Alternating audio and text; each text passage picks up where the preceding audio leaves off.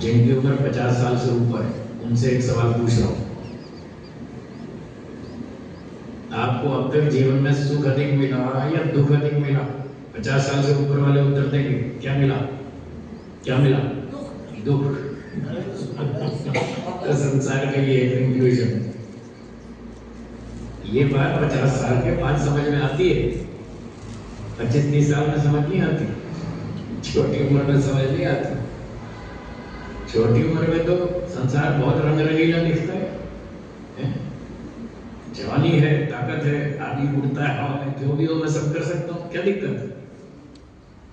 ताकत है, जवानी है, पैसा है, शक्ति है, बुद्धि है, सब कुछ है। आदमी कहता है सब कुछ कर सकता हूँ, क्या दिक्कत है? उसको बड़ा सुख दिखता है।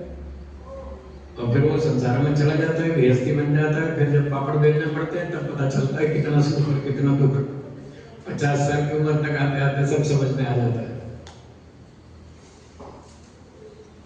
50 साल की उम्र में, 60 साल में, 70 साल में, बड़ी उम्र में उसको ये सब समझ में आता है कि 25-30 साल की उम्र में जो मैंने सुख सोचा था उतना तो नहीं मिला।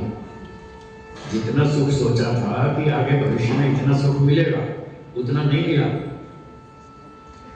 और दुख के बारे में तो सोचा ही नहीं था कि जीवन में कोई दुख भी आएगा, ऐसा तो सोचा ही नहीं था। 25-30 में तो आदमी दुख के बारे में सोचता ही नहीं।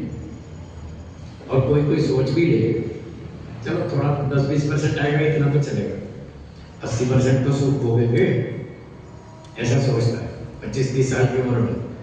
फिर जब 50-60 का आता है, उम्र हो जाती है, तो सोचता है कि जितना मैंने दुख सोचा था उससे तो कई गुना अधिक भोगना पड़ा। हाँ या ना? बोलिए हाँ या ना? हाँ, बस ये समझना है।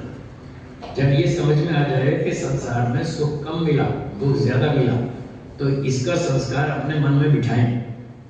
ये संस्कार बिठाएं और अपने अगले जन्म में जाएं, ये संस्कार लेकर के जाएं। संसार में सुख कम और दुख ज्यादा है, क्योंकि सच यही